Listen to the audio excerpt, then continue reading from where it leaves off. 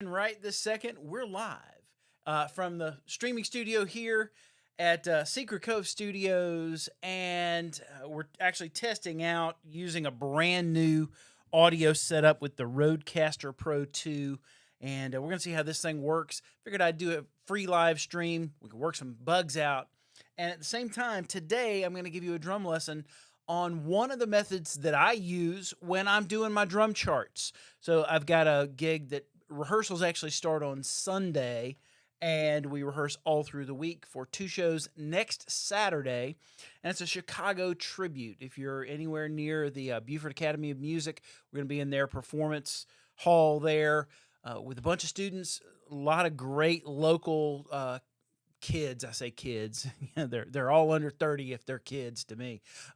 Anyway, we're actually an amazing band. We're using an amazing band of some of Atlanta's best musicians, and I'm having to learn. How's it going? Good to see you. I can see chat stuff today. I can't post it because of the app that I'm using. I can't post your questions where you can see them on the screen, but I can read them back to you. Good to see you. Anyway, so let's see. So Paul's here. Good to see you, Paul. We're going to do some cool stuff, and you're one of the people that I had in mind when I decided to do this. So I also noticed that I have my pencil over there. I'm going to have to go get it in a second. Anyway, so like I was just saying, we're doing a Chicago tribute show. Do actually 2 shows, one at 3 o'clock and one at 8 o'clock. Some amazing musicians in this band, and some amazing young talent from around the Gwinnett County area next week. And not to oversell it or anything, but just to tell you why I'm doing these charts that I'm doing. So this is very typical of the kind of thing that I do when I'm getting ready for any kind of gig where I've got to learn tunes. I don't sit in my practice room for hours and hours and hours playing over songs. I don't have time to do that. Heck, I barely have enough time to live stream like this. So anyway, so what I do is I take some time, and it can be anywhere from 5 minutes to 30 minutes. It depends on the kind of chart that I'm doing. Depends on the difficulty of the song. The plan anytime I do this is to put as much information as I need in the drum chart to be able to play the song as accurately as I possibly can. And for the song that we're doing today, the goal is how close to a note for note performance can I get with this particular song. So give me 1 second. I'm going to get up and walk over and get my Apple Pencil because I'm going to need that to mark this chart up. Let me show you the chart that we're using. So I'm going to flip over here for a second, and you can see the first page of this chart. That's an actual live feed of my iPad. So as I'm making changes, you'll be able to see it. Give me 1 second. Had I planned better, I would have already had this right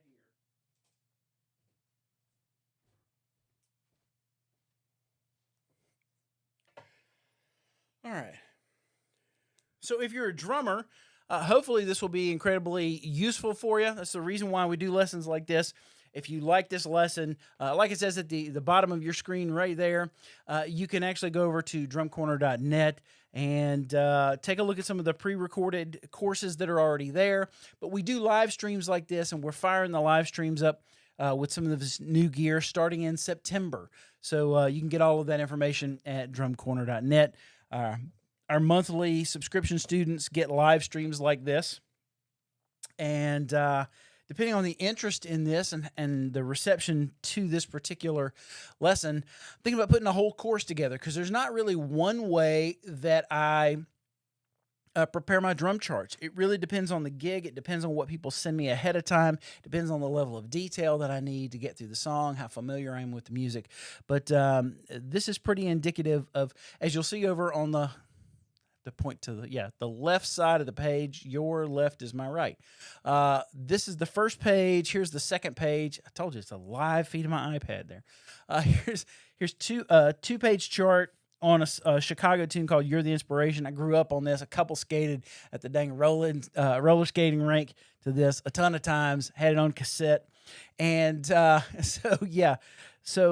I'm fairly familiar with this song. But the goal here is to be able to play this tune as close to note perfect as possible.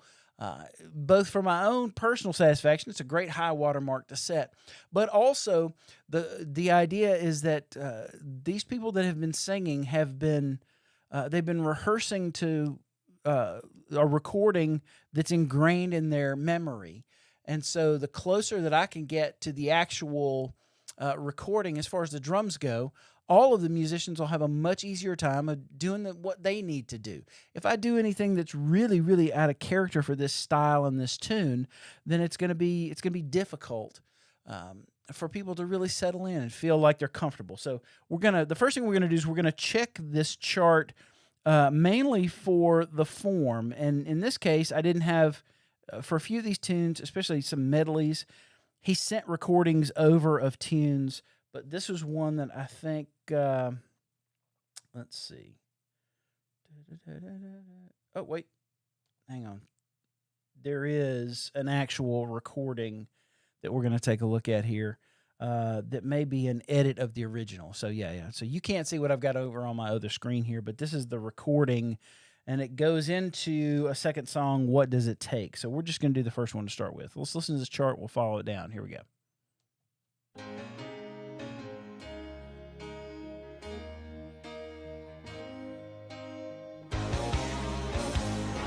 All right, I see a rhythm I'm going to fix, but let's just keep going. You know our love was meant to be. So I'm going to highlight a few of these things. You can see that there's some stuff that's written in. And I want you here with me.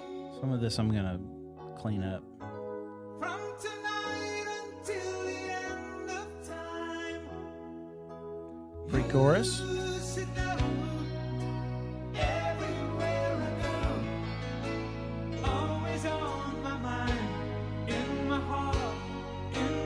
Says Phil.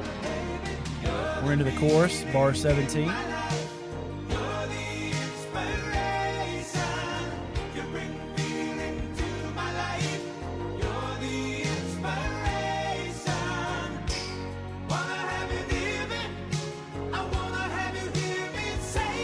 You'll notice I don't do this behind the drums too. 1, 2, 3.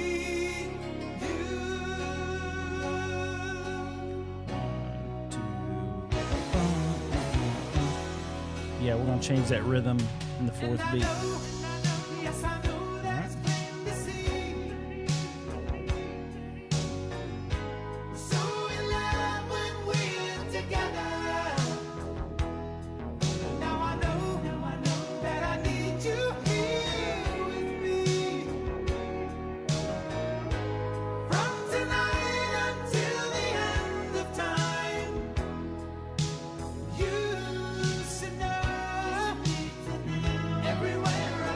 I'm already seeing a kick on the E of 4 in this last bar.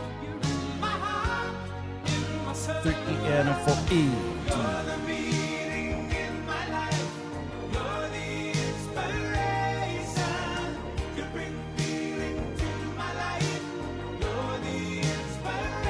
Couple skate only at the carousel.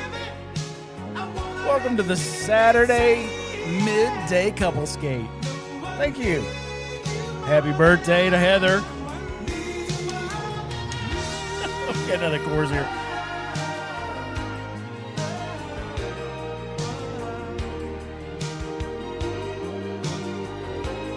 Got a chorus and a tag.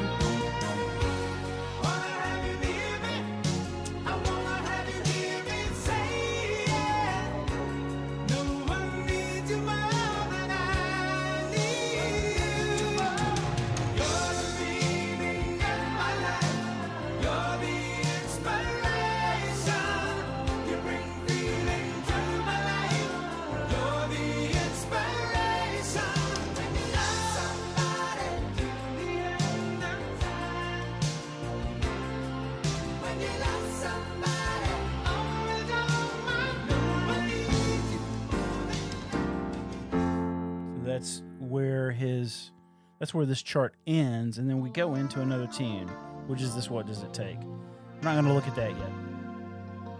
at least not in this. All right, so again, the goal here is a few things. It's to give myself enough information to play this. I could probably play this tune. I've heard this enough. Pretty close just from memory, but we're going to go for as close to note perfect as we can. So, all right, first couple of things. If you look at this chart, that rhythm in beat 4 is actually wrong. It's 3 and should be E and. One of the reasons to check this, because if I play do-do-do, da-da-do, then that's going to be wrong. So, easiest way to probably fix this is going to be this way. So I'll just kind of right into the chart. Give me a black line there, buddy. Come on, give me black line. Use a bigger black line there. Do-do-do. Let's see. Nope.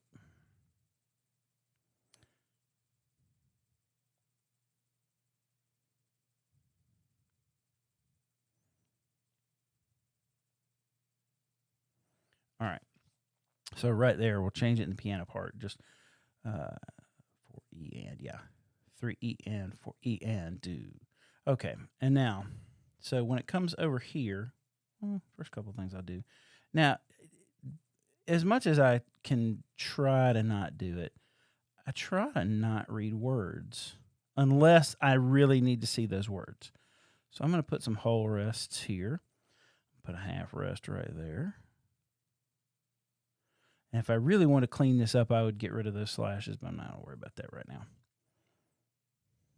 All right, because I'm airstreaming it. It's a little not as responsive as it should be. All right, so here's what I'm going to do here.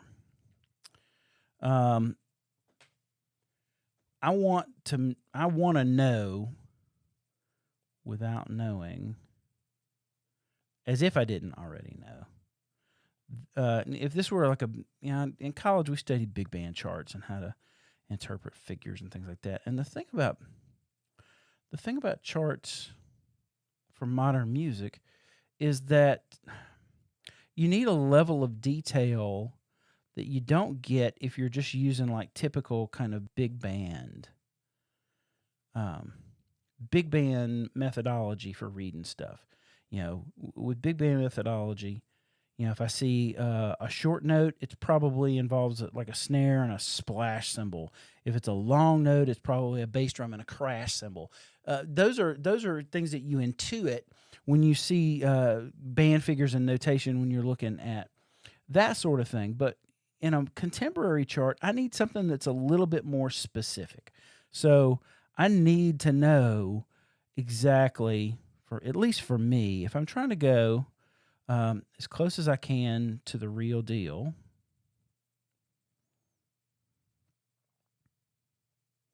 I'm just going to carry this all the way through here. So we're going to have some bass drums with it.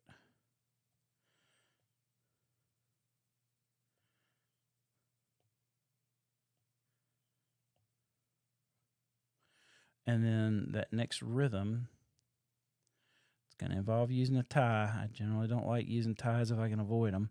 But in this case, because we're talking about an eighth note and letting the cymbal ring, I'm going to have to use a tie in this case.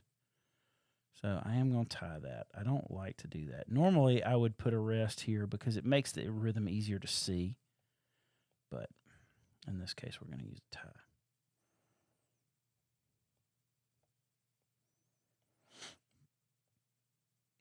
All right. And just because there were accents over it before, and two, visually, it helps to reinforce the tie to see that accent above that. So there we go. 3 E and 4 E and 4 E and I do. 3 E and 4 E and I do. All right. So that cleans that up. Do do do do do do. Come on, iPad.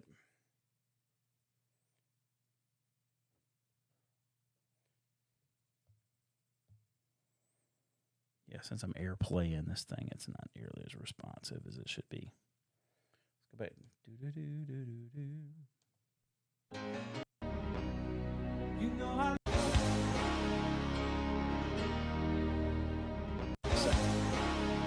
So you know it's do do do do do nothing. Now, if I'm trying to go for note perfect, I would play do do do do do, but that's not in the recording, so I'm going to leave that off. Nothing. So, go back over to my red. Do do do do do. This is so I don't play what my mind thinks was the right thing to do, which is to play the downbeat of 1. Do do do do do do. That's what my mind would want to do. Because if I'm not paying attention, which a lot of drummers don't, my muscle memory just would want me to put a nice bow on that figure. And you know what? That last one I may not do yet. Put a bow on that figure. Do, do, do, do, do. And then put a nice hard downbeat on there. There's not one there. They decided when they were putting this recording together, they didn't want that. So I'm going to try and adhere to that. All right, so we got 1, 2, 3, 4, 5, 6, 7, 8. Okay. We're going to see if there's any kind of figure. Now, one other little secret that I'll do is in charts where maybe the lines aren't written symmetrically, so it's not easy to see where the number of bars may be. I'll put a number over 8, 16, 12. All right, so no fill going into this, so that is a wrist. And then here we go. They've written kick drum in. That's great if I don't have time to do this. It's nice to have that reminder. But you know, if I had to sight read this thing, it would at least give me some direction of maybe where I was going to come in. But in this case, because I've got time and I want to put in as much detail as I can, I'll actually write what I need to do. So check this out.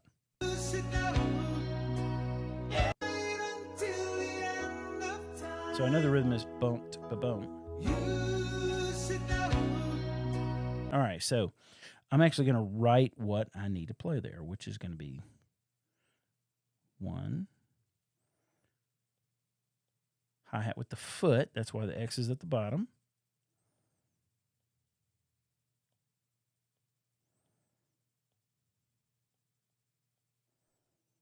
Now, for volume's sake, if I need that chick louder, I may do it with my hand when we get to the gig. But that's a call that I'll make while I'm doing it, while I'm playing the thing down. So boom, chick, boom.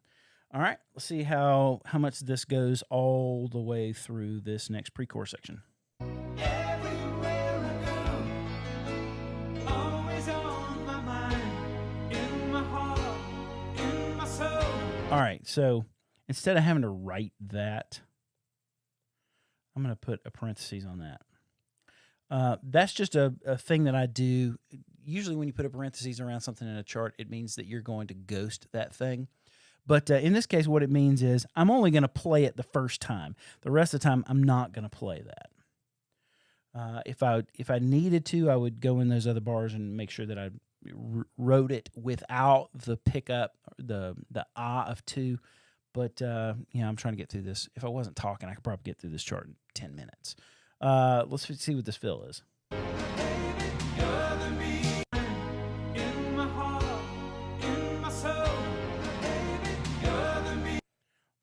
A 2 and a. All right, so I like that he wrote fill for me, but again,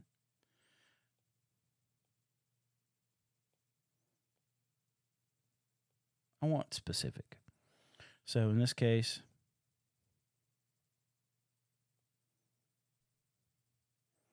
and we'll write this all stemmed down so I don't have a bunch of crazy rests in places I don't want them. Da doom digga. A 3, a 4, and a 4, and a.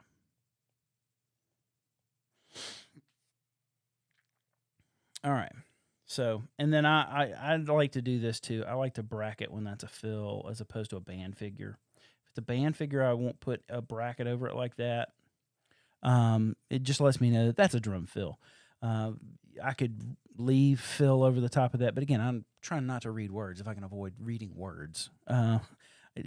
Plus, it takes longer for me to see fill in parentheses in black in the middle of all this other stuff as it does that little blue bracket to let me know, oh, that's a drum fill. Okay, so let's back it up.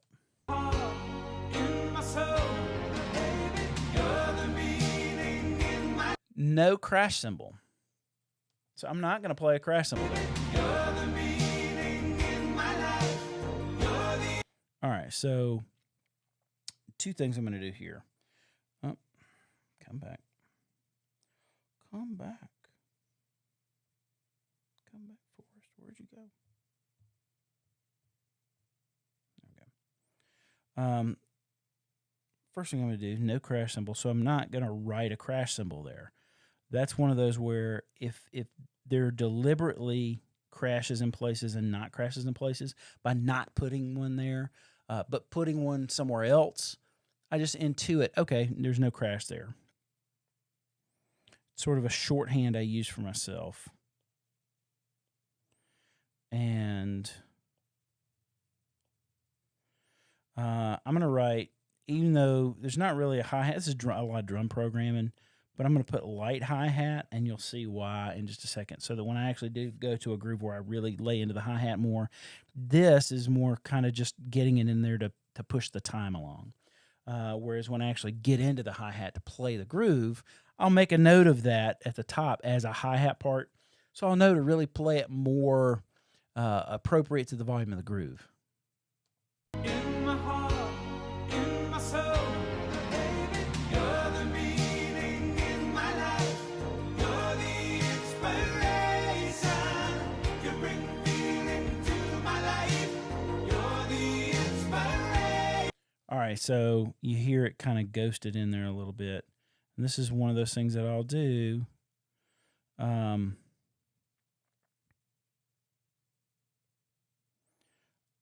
Do it differently. All right. If I'm speeding through this, I would just write the end of 2 and the downbeat of 3 to let me know that's what I'm going to do. But because I'm going to make this available for you, and so that you'll know, I'm going to write that in. And that's going to let me know now. If I don't write that in the next time, then when I see time slashes in the next bar, I would go back to playing the regular thing. But now that I've made a change there, that is the permanent change that I'm going to play the whole time. Unless I leave myself a note.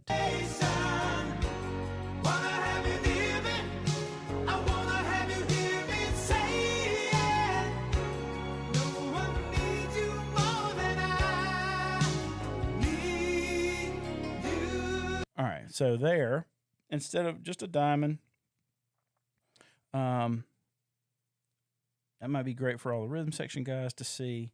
I'm actually going to do what it sounds almost like a kind of a sizzly hi-hat thing. It's not a crash cymbal. And actually, let's make that as a half note. And that's going to be, I'm going to leave that as sort of a trailing. It's not a tie as much as it is to tell me don't just open and close it. All right, and so then we're out for the next bar.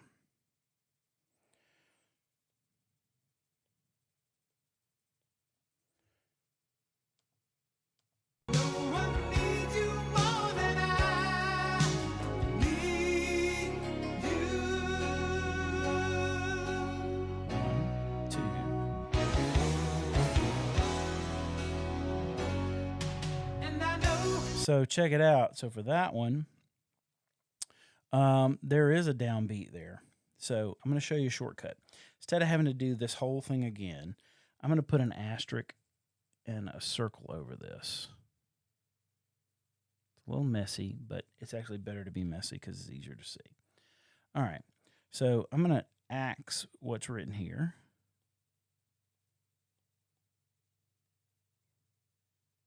And this is where your memory helps.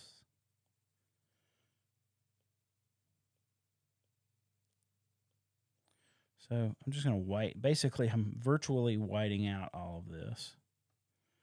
I'm going to give myself 2 big old time marks right here. And that blue asterisk with a circle. And then I'm going to white that out. And I'm also going to hit, while I'm on this bar, I'm going to white this out. Because I'm going to write the actual fill. All right. Do-do-do-do-do. Yes, we're going to play the downbeat there. And then listen to it one more time.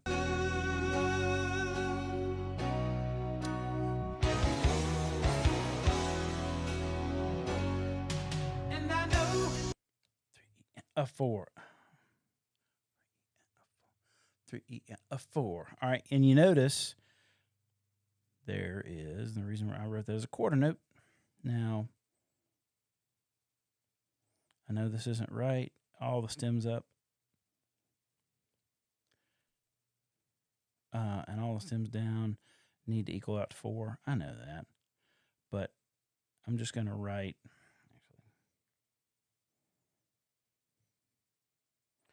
I'm going to write everything in one nice thing so I don't have any weird rests that I have to decipher later. Blue, not black.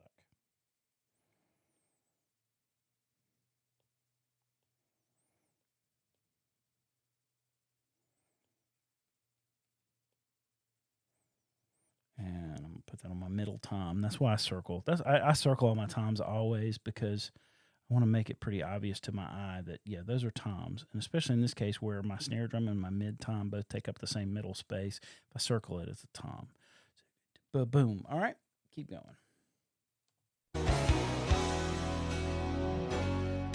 And I know, yes, I know that it's plain to see. All right. So this is where I put that crash cymbal in there. Remember what I said before about parentheses? It means I only do it the first time.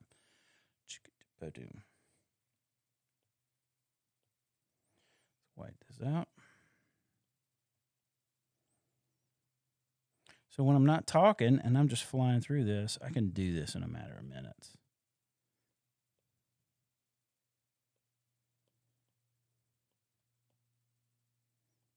All right. So there's the groove. Let's keep listening.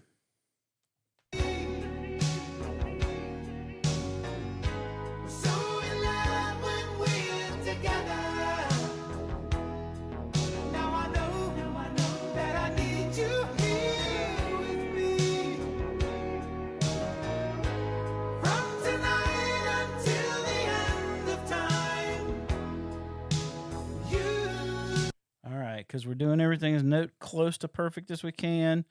Hi-hat opening on the and 4 right there. I don't need the rest. It's just a nice reminder. Yep, going into that. All right, we're to the pre-chorus. Here we go. Till the end of time, you should know, everywhere I go, always on my mind, you're in my heart, in my soul. All right, so on that bar right there, just again, just because I want to get things as close to note perfect as I can for my own personal satisfaction more than anything. I'm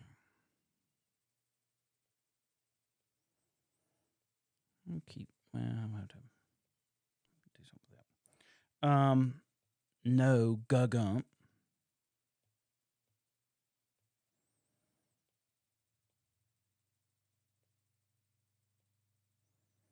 Go ahead and white that out.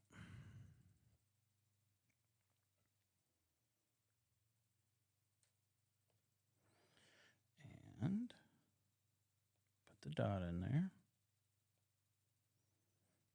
With that accent. There we go. Yeah, that's messy. Come on, iPad. It's going to crash. You watch. There we go.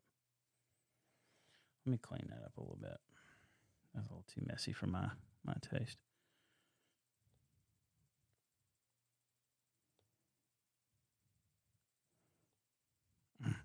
Come on, give me the white. Give me the white out.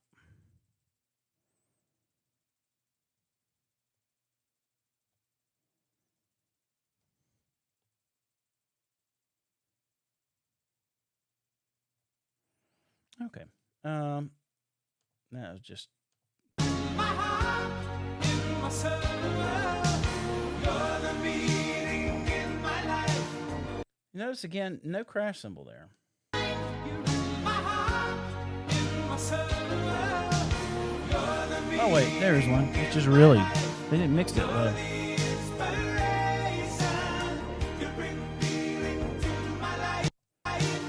So here's the thing. Since the groove is the same, nothing's changed. We're still on the hi-hat. We're still playing the same basic groove. I'm not going to change anything. I'm just going to put a crash there to let me know to do it.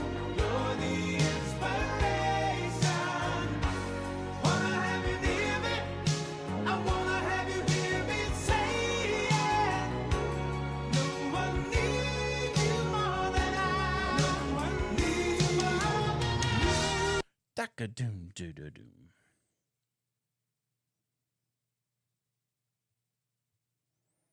All right, let's get that fill written in there. Yeah, my iPad's a little janky today because I'm airplaying it to the thing there. Listen to it one more time now that I've got it out of my ear. Boom, doom. So yeah.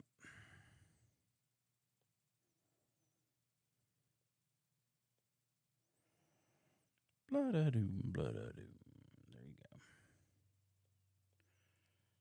3 and a 4 and a. Right down the.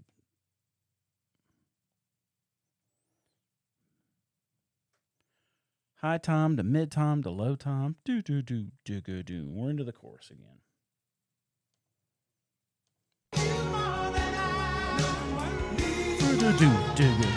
Yep.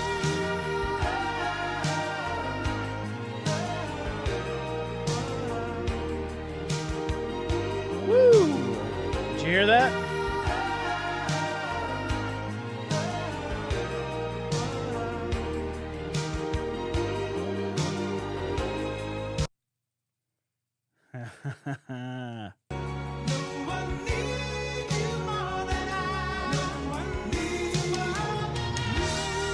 So we're at bar 48. Check it out right here. Doom. Goom. Yes, buddy. So this is one of the things I love about doing this. I could just play the dang groove and maybe nobody would even notice this.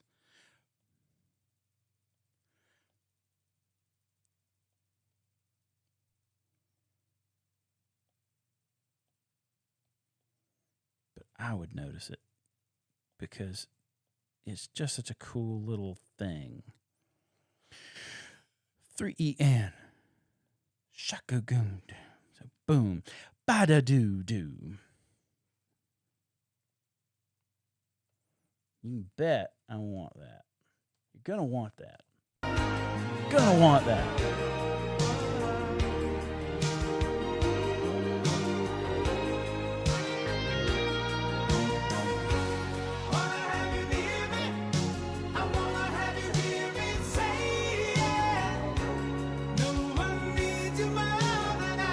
There it is again. So this is a bunch of drum programming. And the thing about drum programming, especially back then where they were using hardware drum machines, I didn't use computers, you've only got a finite amount of patterns that you string together into a song. And so that's why you see things like this where there's a pattern and then they copied that pattern into another pattern slot.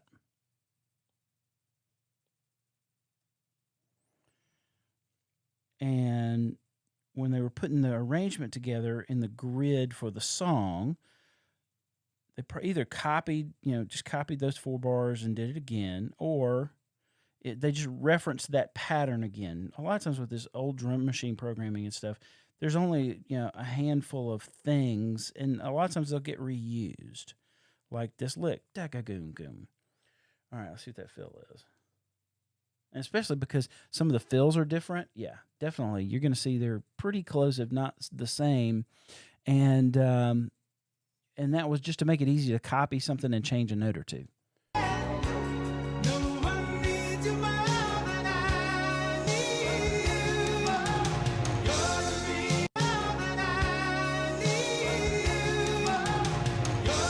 Now, something interesting there that I want to try and keep again, because there's so much of this programming in there.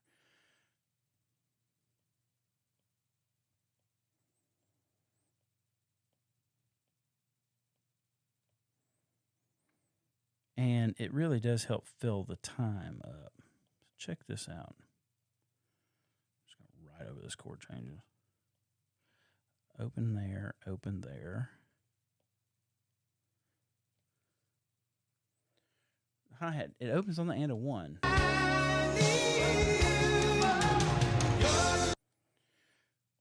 And it's light. It's not super heavy, but it's there. And then,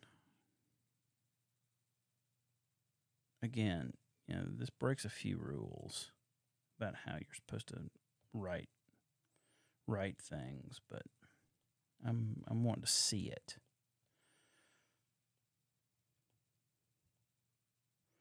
Like I should make that tied over to here, and I'm not going to do that.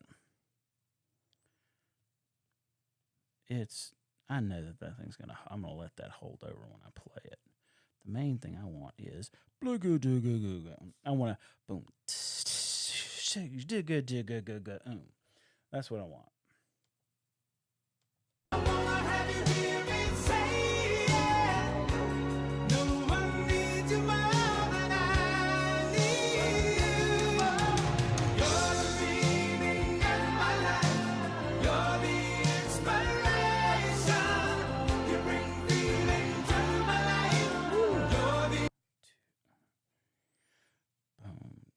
Boom, boom. So the and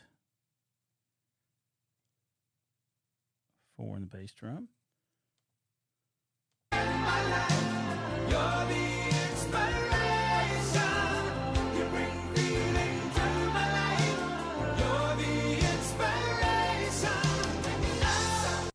Like a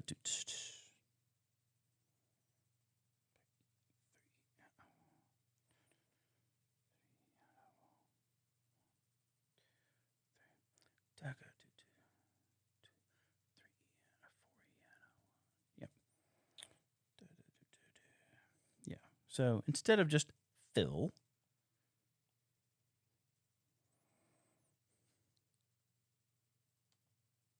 back up and just make sure what that is.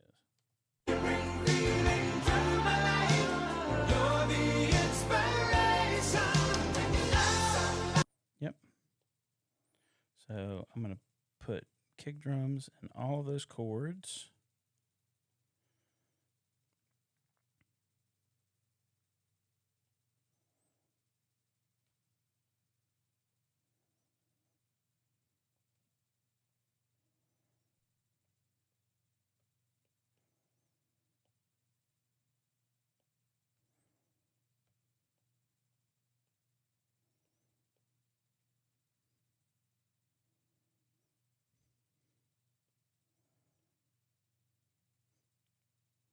I'm going to put the bracket over there so that I know.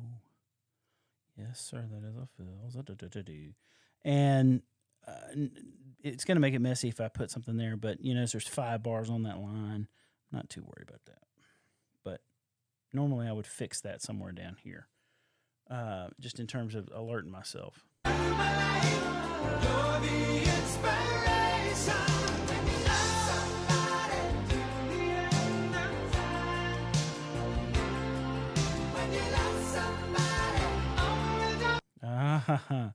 There it is again, baby. I love that. If I hadn't used my asterisk, I would use my asterisk for that, but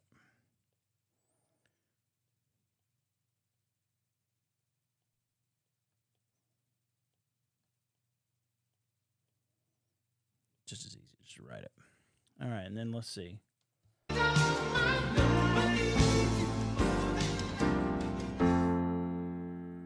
So the fill that's in there.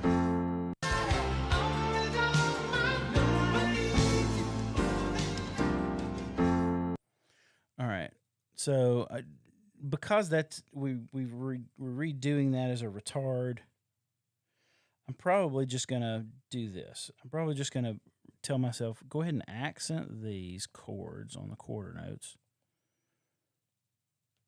and then wait until the last beat. So this is where the length of the bracket for me has a huge difference. That bracket's only on the fourth beat. So, 1, 2, 3, da da da da da. I'm gonna wait until that last beat to play a fill that's indicative of the rest of the tune. So, I don't know how many minutes that took on the stream here. I can't. What's my count here? Oh, 40 minutes, but I've talked for probably half of that, or more than that. So I'm going to go back and listen, and you can kind of see, you can work through my chart and watch this chart as it goes by, and you can see how everything that you need to know is just right there in the chart, where I can play this as close to note perfect as I can, and it does a few different things. Number one, I don't have to think as much, because when I see these, I almost don't have to read them. It's almost like reading a book at this point. Like, you don't think about the alphabet when you read the words "You're the inspiration" at the top of this chart. You know your alphabet. You know how words are put together. You know what a phrase looks like. You know what an apostrophe does to contract. So you don't have to think about all the linguistics and all of the logistics of language to be able to read "You're the inspiration." I know what it says. It's the same way with a lot of these rhythms. So even though there's more ink on the page than there was before, I'm not really having to think about this a whole lot. I see it, and it just prompts me as to what to do. So let's listen to this thing down, and you'll kind of see how everything fits. If there's anything big that I missed, I'll write it in on this last pass.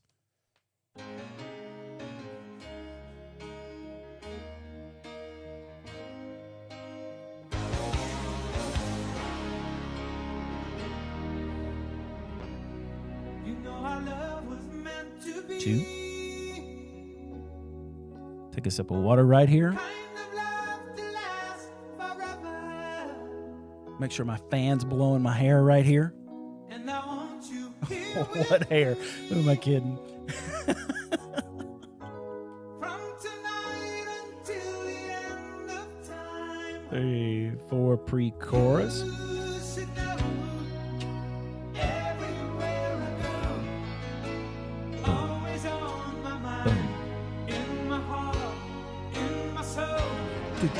Good. No crash cymbal. A little skip beat in there. Ba-doom. Bar 21.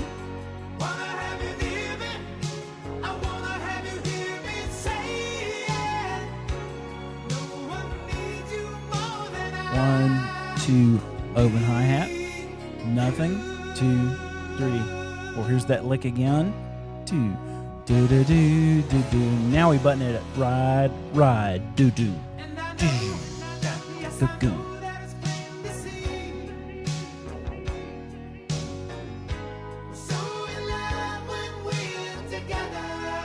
Holding hands, a couple skating.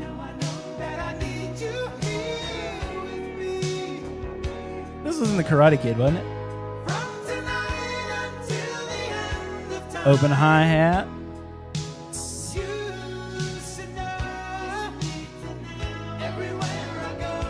Get the kick on E coming up.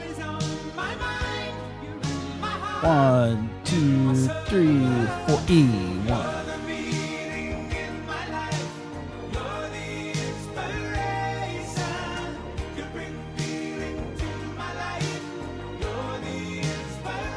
Just a crash cymbal.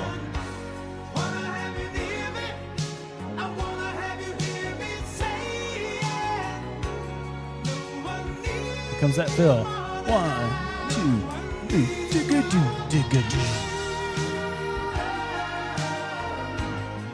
Here's that cool lick. Boom. Goom, goom. God. Hi-hat opening here.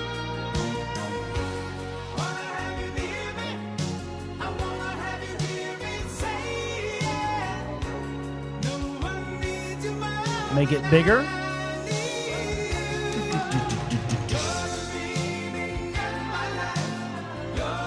2, 3. Oh. Sorry. Got ahead of myself. 1.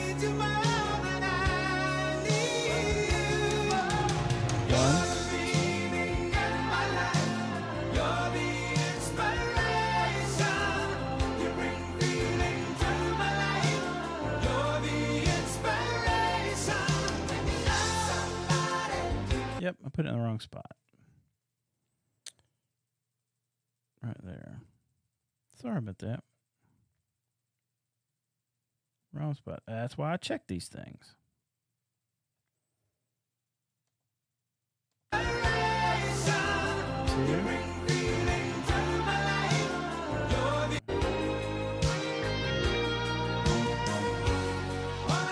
gonna check, make sure I get this in the right spot.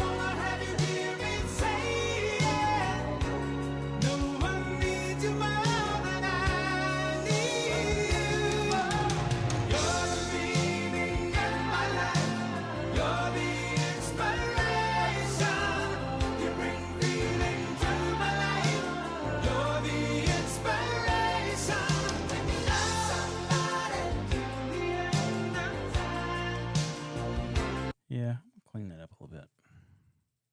2, 3, 2, 2, 2, 2, 2.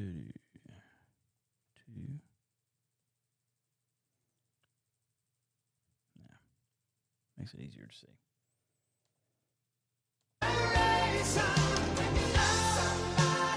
Yeah.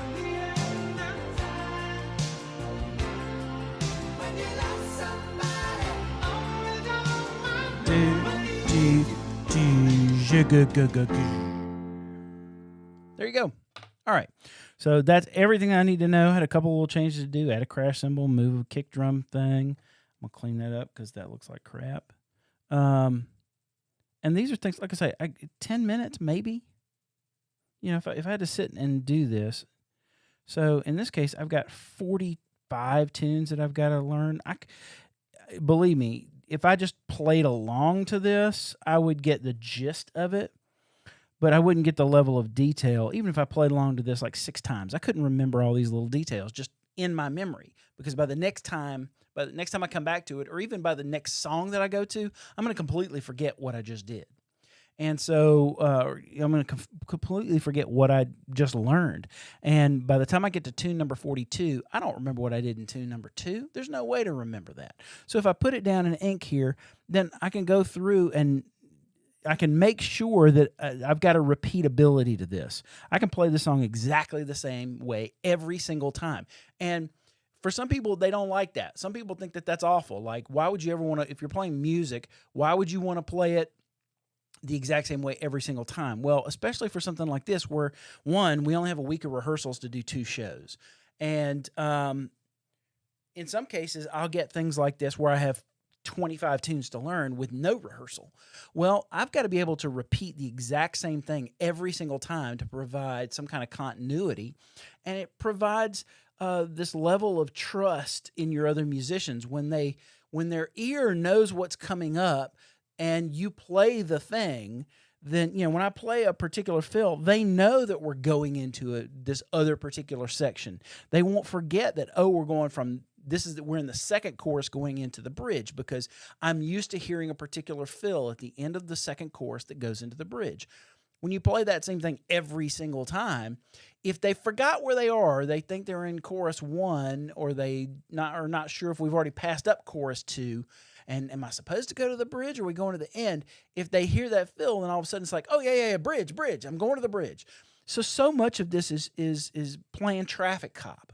And that's one of your jobs as drummer on the bandstand. When you're driving the bus, you're there to be a bit of a traffic cop, to let people know we're going that direction, or we're going this direction. We're bringing it down. We're going to bring it up. When I start to do that fill in that second page where the hi-hat opens up there in bar 55, and the hi-hat's opening up before I do that, do-go-go-go-go-go-goom. And if you notice, that's the biggest fill in the entire song. Then you know that we're going to that chorus tag thing because it's the biggest fill I played the entire time, and those hi-hats opened up to really kind of build in a crescendo before that last tag. You know where we're at. Do we already do that second chorus in the 2?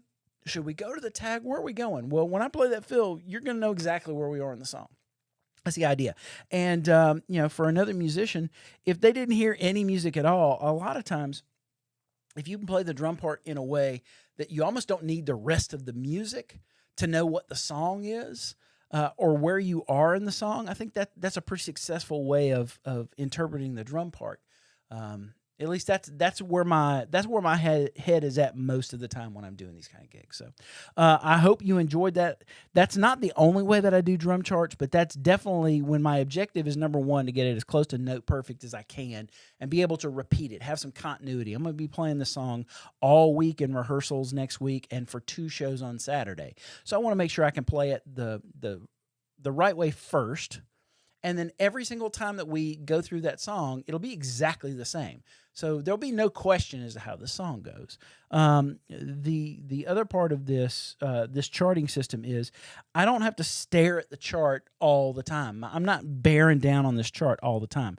When I see an 8-bar phrase, like if I look over here on bar 17, once I see what happens in the first 2 bars, I can look away from the chart up until, and I am going to put one little thing in here that's going to help me. This is, even though I know this is bar 8 because it's written pretty symmetrically, I'm going to put that there just to make sure. And then that way, when I see 9, 10, 11, that double bar after the 9th bar of the phrase, the double bar at the end of 25, makes a lot more sense. So, yeah, this double bar here, in fact, I'm going to fill that in. That's confusing. This double bar right here is a little confusing. Usually I'm used to seeing double bars at the end of a phrase. So it's the middle of the phrase. I'm just get that out of there. All right. And that was just probably a thing that the notation software he was using probably want to put a double bar there. Or, because there's a gap there at the end. I don't know. Anyway, it just helps me see the chart more. So, so I can repeat this and do it the same way every single time. And also with a lot of this chart direction, I don't have to look at it the entire time I'm playing. I can, for long sections of the tune, I can get away from the chart and I can be looking around. I can look at other musicians. I can make some eye contact with some people. I can look at the MD and I can make sure that he's happy. Or if I'm getting the death stare, then I know I'm doing something wrong. I better either refer back to the chart or maybe pawn my drums off at the end of the rehearsal. One of the two. It just helps to be able to look around. And, like I can go that whole verse 3, I can look up the whole time and just know at the end of that phrase, that 8th bar, I've got a hi-hat opening. In fact, I'm probably going to turn my page somewhere in the middle of that verse and not even worry. I just know that the end of the phrase terminates in an open hi-hat. And then I've already in the page turn by the time we get to the pre-chorus, and I've already seen that there's a kick on the E of 4.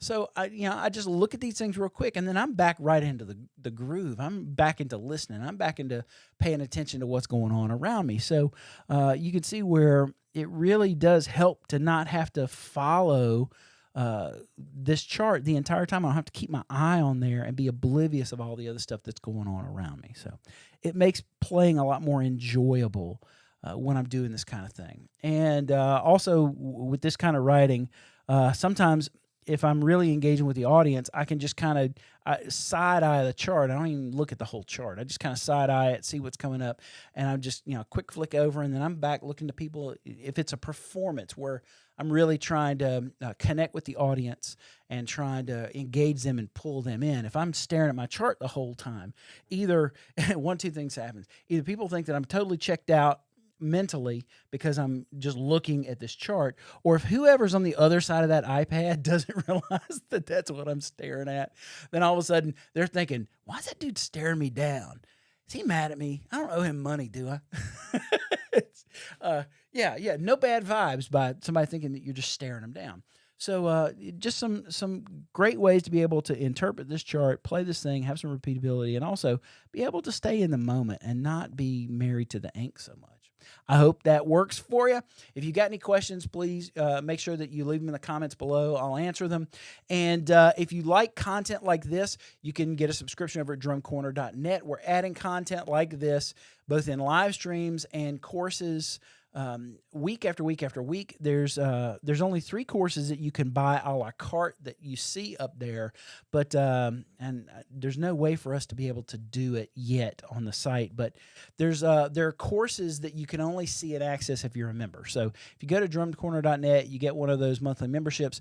There's material, there's content, courses, live streams, things that you can't get to just from the regular website. You actually have to be logged in as a member.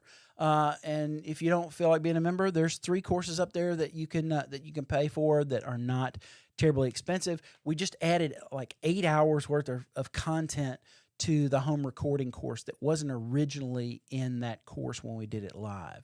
So you get the 3-hour course, and there's like, it's either 5 or 8 hours more worth of content that wasn't there originally if you do an a la carte on the home recording course there at drumcorner.net. Anyway, hope you dug the live stream. Hopefully all this works, and and I'll be able to look back and check and see afterwards to make sure everything's cool, and we'll do some more of this stuff. I've got some more things both upstairs and downstairs we need to test. That's what these live streams are for when I do these free live streams. Generally, I'm just testing gear out, making sure things work for people on the site.